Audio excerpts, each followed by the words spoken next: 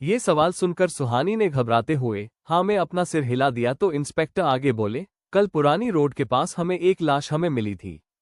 Crime location के पास हमें आपका ये ID भी कार्ड मिला है, जरा चेक कीजिए, ये आपका ही है ना? और अगर आपका ही है तो ये वहां कैसे पहुंचा?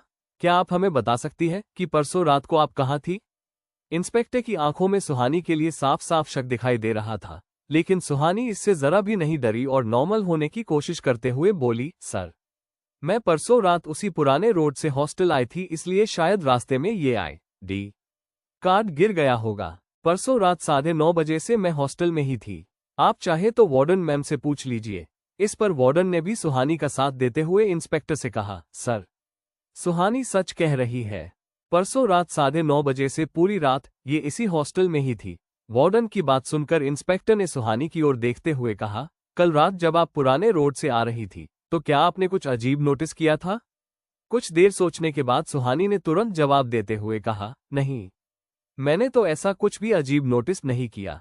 सुहानी अच्छे से जानती थी कि उस रात जो भी उसने पुरानी रोड पर देखा था उस बात पर कोई भी उसका भरोसा नहीं करेगा, इसलिए सुहानी ने वो बातें पुलिस से शेयर नहीं की और इंस्पेक्टर के पास सुहानी पर शक करने की कोई वजह ही नहीं बची, इसलिए वो थोड़ी पूछताछ करके वहां से चले गए। कुछ देर बाद सुहानी निशा के साथ कॉलेज जा पहुंची थी। क्लास स्टार्ट होने में अभी कुछ वक्त बाकी था, इसलिए सुहानी, निशा और विवेक पार्किंग के पास खड़े होकर आपस में बातें कर रहे थे।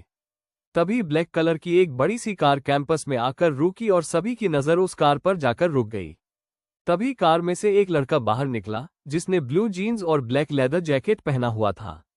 उसकी हाइट लगभग 6 फीट थी। उसकी पर्सनैलिटी इतनी शानदार थी कि कोई भी उसे एक बार देख ले तो अपनी नजरें उससे हटा ही ना पाए।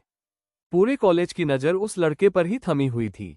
सुहानी, निशा और विवेक भी उसे ही देखे जा रहे थे, लेकिन वो लड़का बिना किसी पर ध्यान दिए सीधे कॉलेज के अंदर चला गया।